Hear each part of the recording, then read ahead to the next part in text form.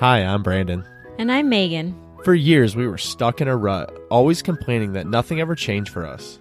And then we realized if we wanted to improve our lives, we had to put in the work. Each week on this podcast, we'll get into an aspect of personal growth, relationships, or just life. Through our own experiences and guest interviews, we hope to inspire you to make your own positive changes. Welcome to the Fools in Love podcast.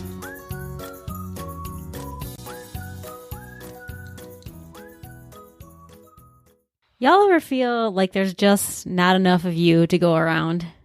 Like between the house, the job, the kids, the spouse, just life in general, there's just too much going on and you're spread too thin.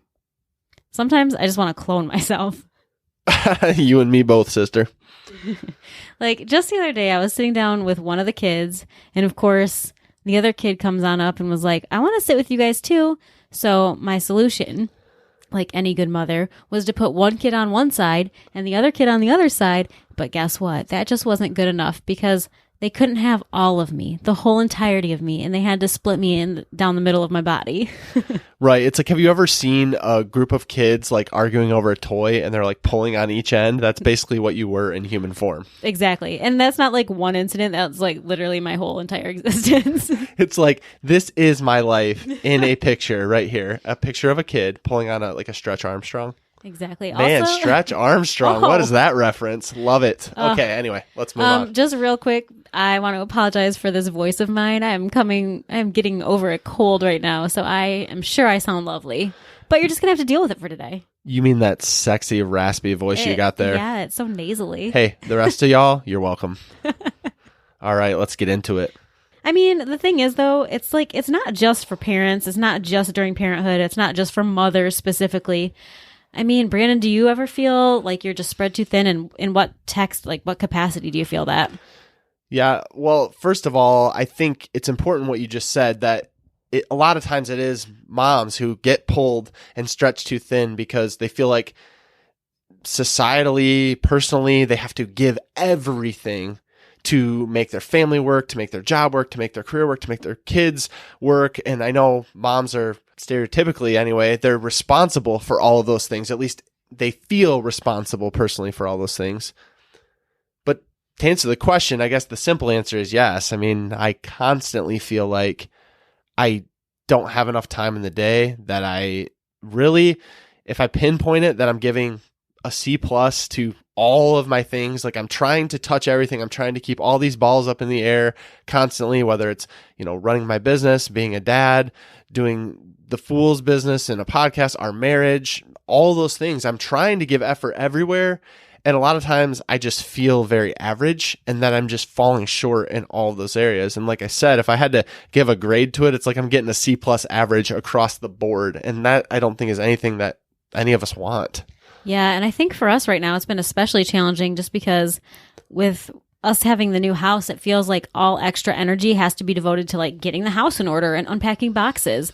And well, I mean, we're certainly in a place where we can live in it and it's livable, but there's just still so much to do. And it feels like every ounce of us has to be devoted to that.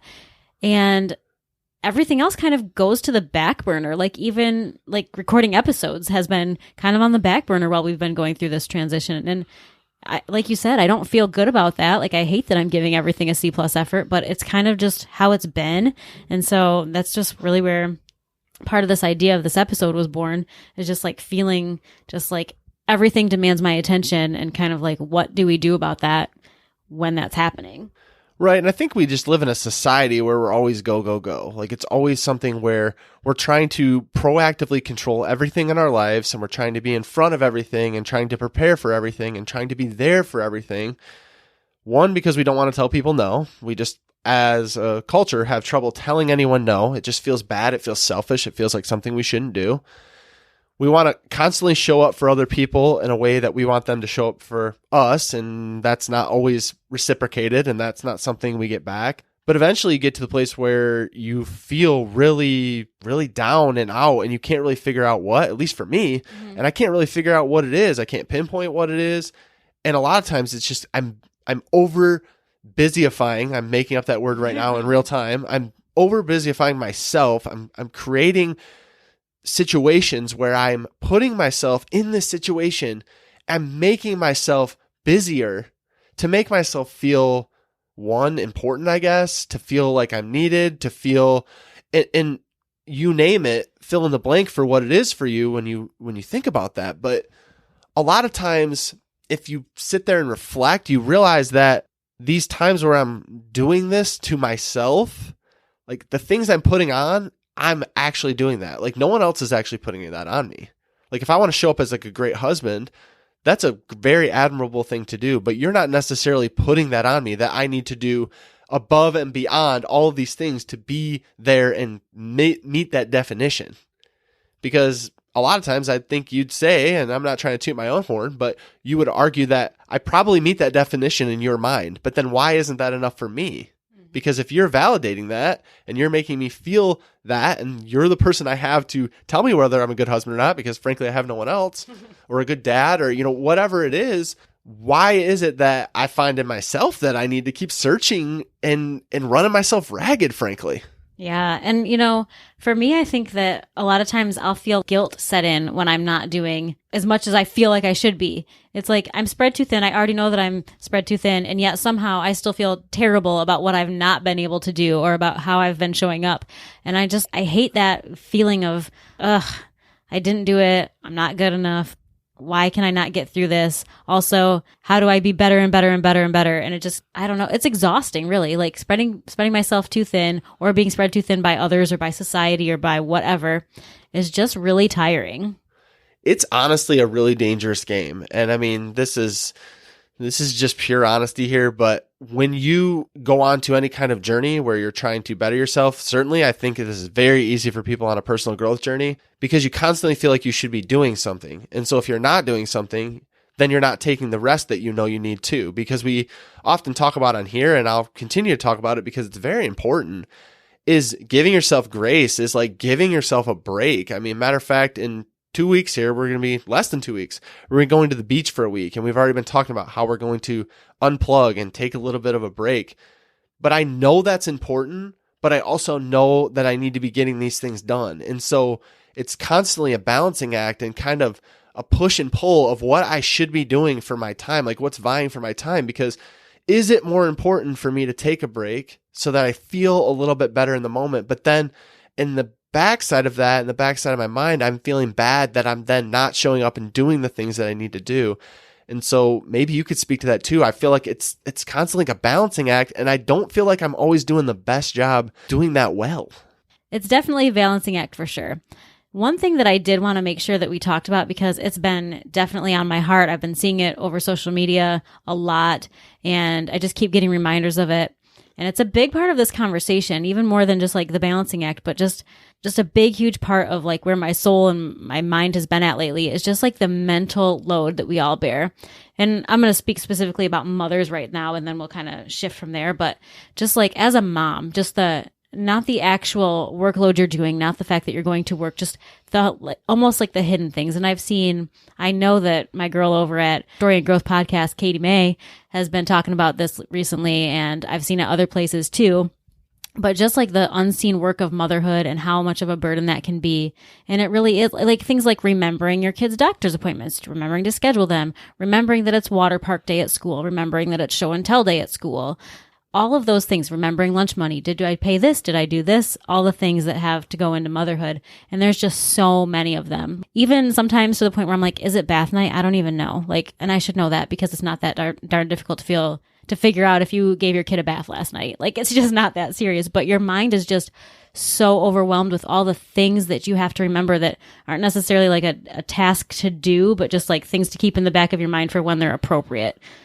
I don't know. I've just been thinking about that a lot because I know that we as a culture have been talking about that for moms and trying to get through that as moms. But I'm wondering, do you feel that mental load the same as I do or is there a different thing that happens for men, or how does the mental load even translate for a man? I don't know.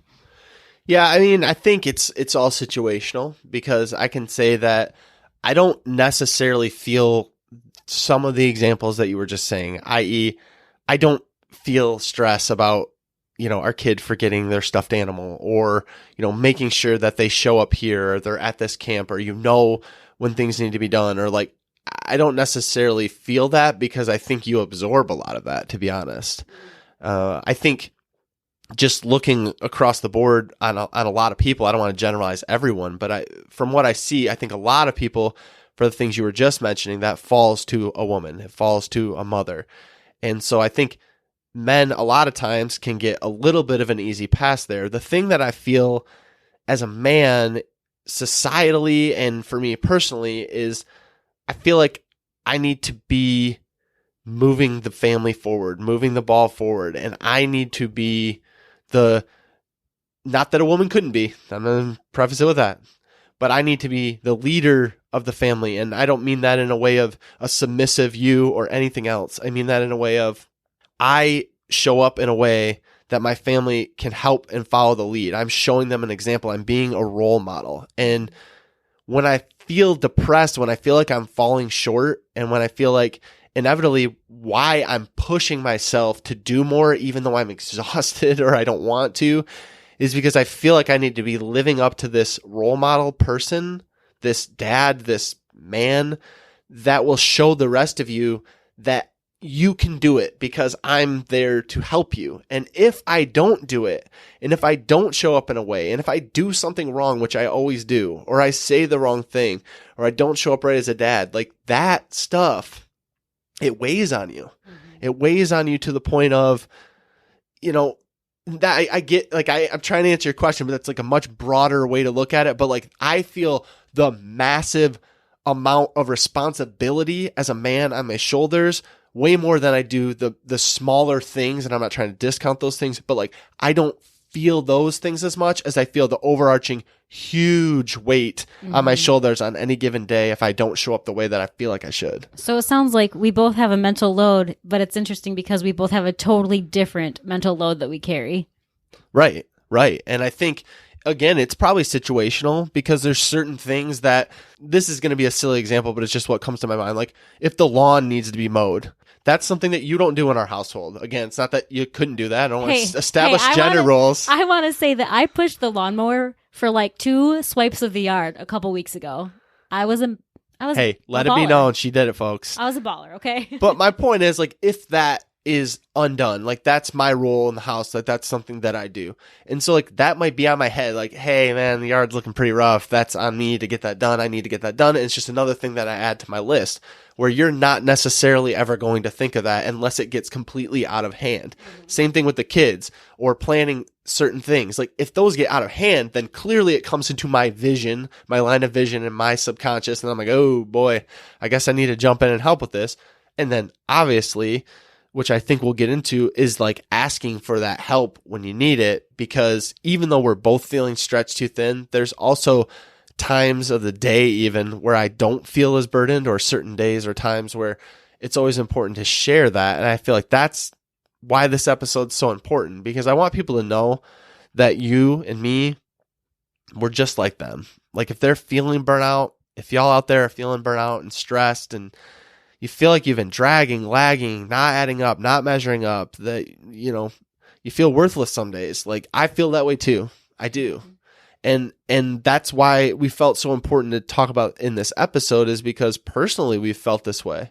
And so like we try to be as raw as we can with y'all and let you know where we're coming from. But I mean, how ridiculous would it be if we're over here trying to act like we have it all together and then we're telling you what to do? I mean, we're by no means experts on it. It's just hopefully through our relating with you, you can see that it's completely normal, and hopefully we'll give you some strategies by the end of this too. Yeah.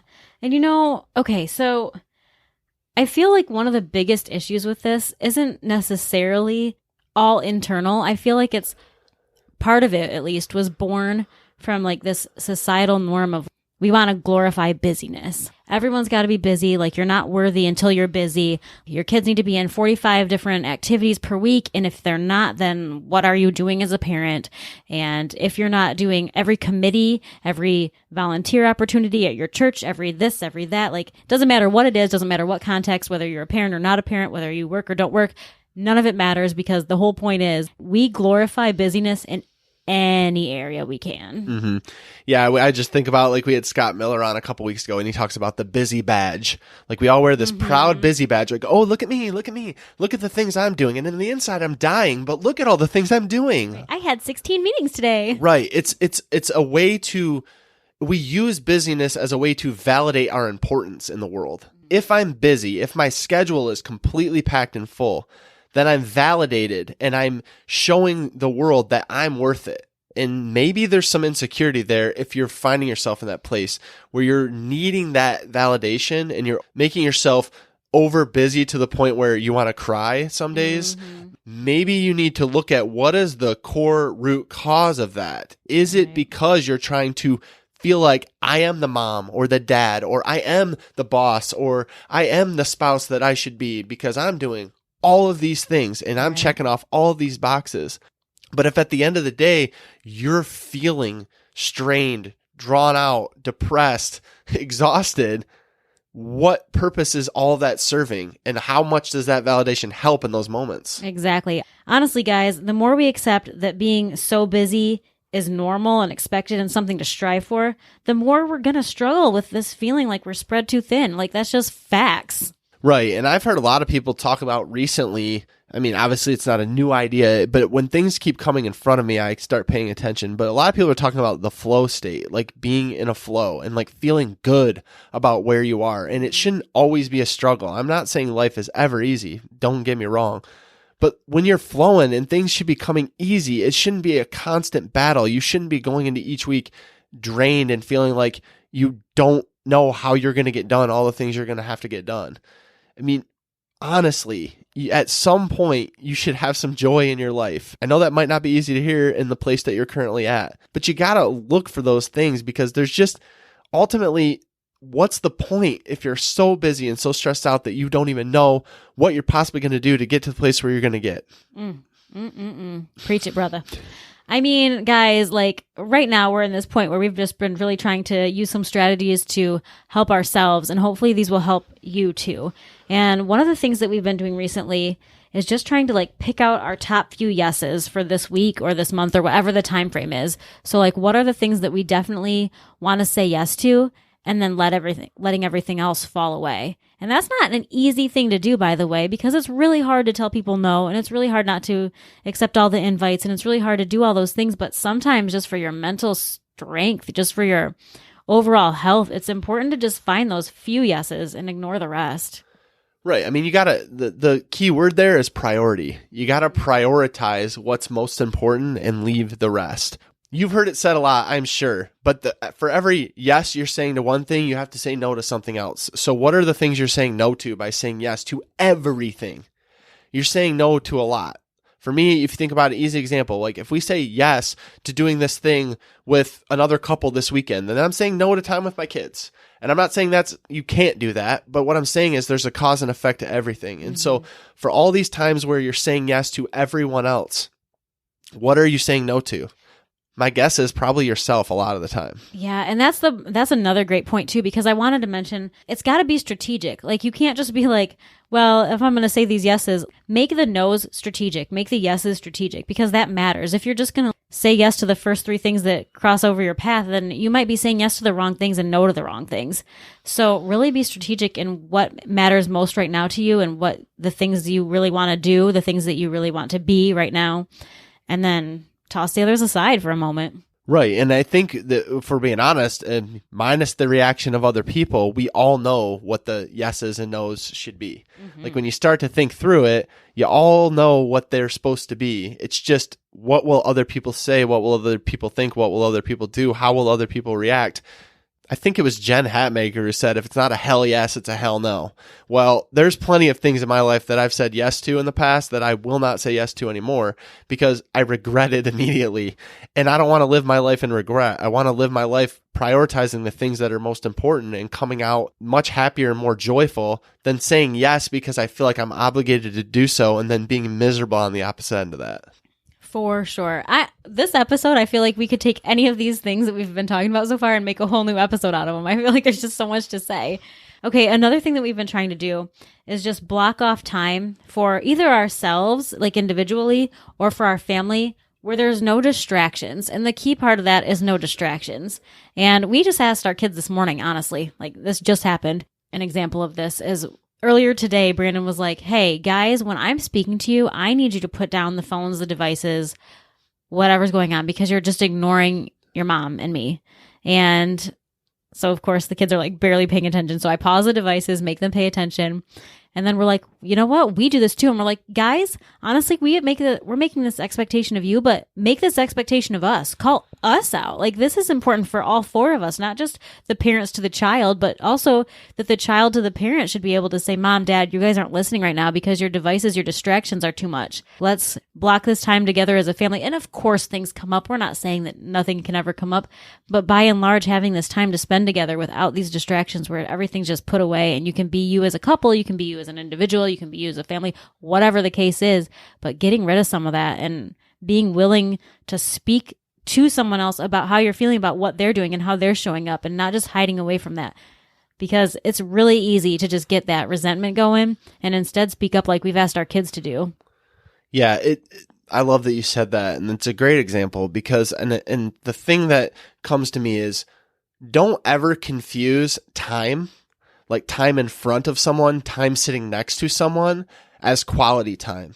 Because just because you're in the same room as someone does not mean by any means that it's quality time. Right. And I think y'all know what I mean. I personally know what I mean.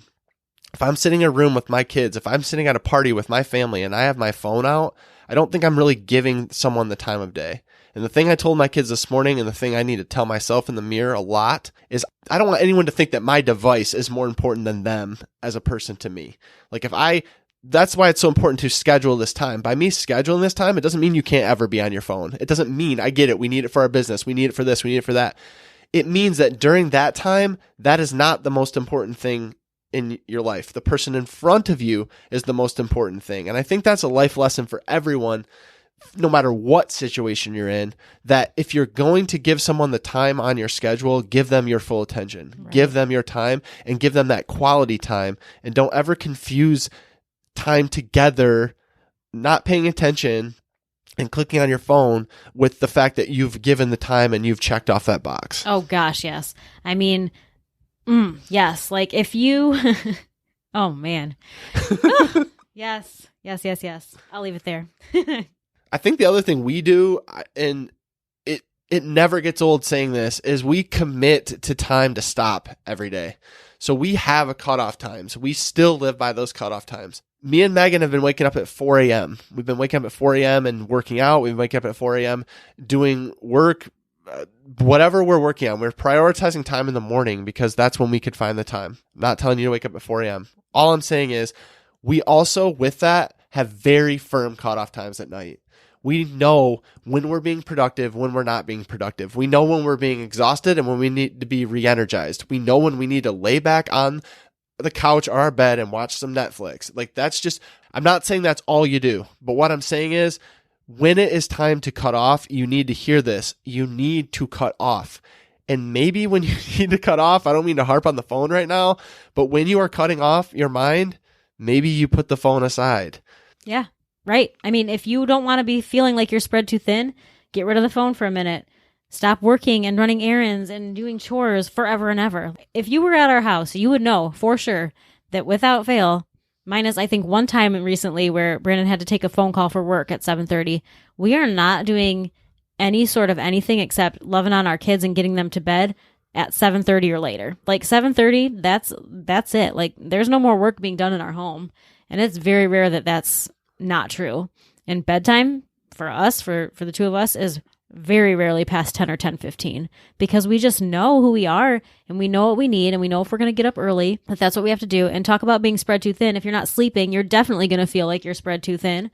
So we just have those kind of rules, and we didn't set out to do like a 7:30 p.m. cutoff, but that's kind of what developed. And that gives us time to get our kids to bed where we can actually spend quality time with them, reading and loving on them rather than paying attention to phones and devices and what needs to be done. And that doesn't mean that there's not chores to be done.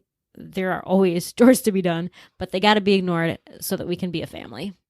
Right. And here's just like a tangible tip that I was thinking about. We recently were having work done on our house, and because we had just moved in, we felt like we wanted to get it all done right now, and we were just go, go, go. And we constantly had people working at our house. We constantly had things going on. It was throwing off our schedule. We didn't know what to do, but I felt like I needed to get it done, so I kept scheduling it and kept doing it to the point where Meg was like, Brandon, you have the power to put them out 2 weeks, 3 weeks. You have the power to stop them right now and have them continue whenever you want. And I think that's important for all of us to hear.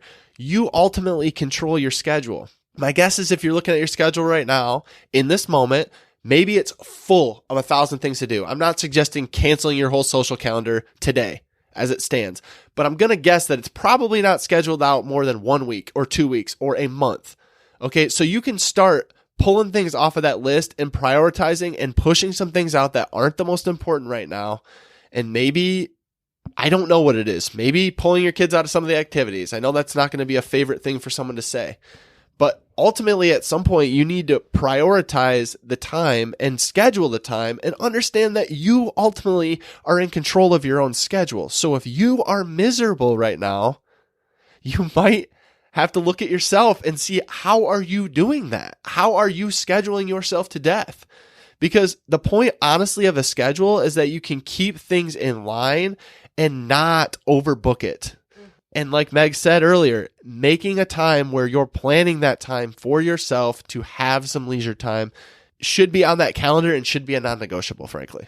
Definitely. And speaking of blocking off time, another thing we've been really trying to keep the course with is picking out just something fun to do, like whether it's just with the two of us or whether it's with the kids too, or just a family or friend, whatever, doesn't matter.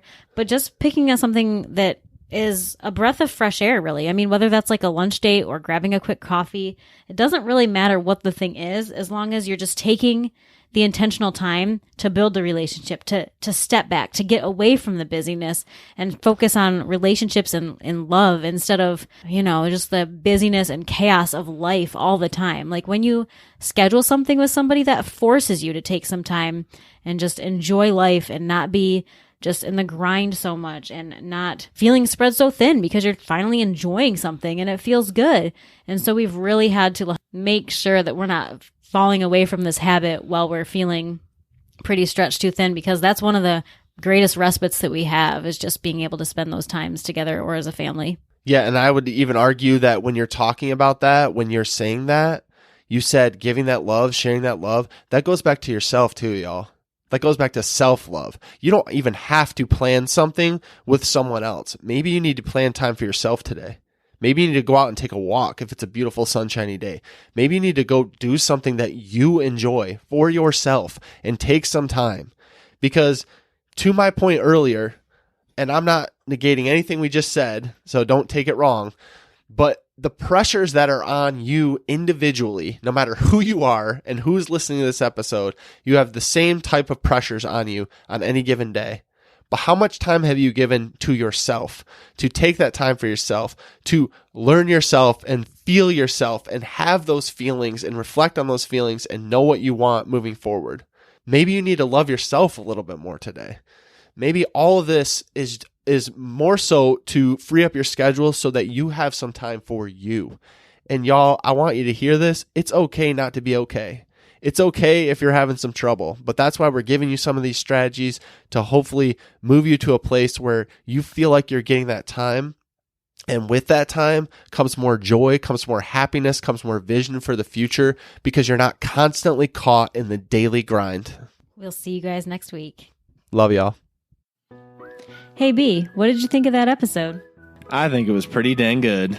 Well, what should someone do if they enjoyed these last 30 minutes? They should probably head over and leave us a review so we can reach more people. They definitely should. Guys, if you like the Fools in Love podcast, please go follow us over on Instagram at Fools in Love Podcast. We'd love to connect with you and learn more about what you'd like to hear.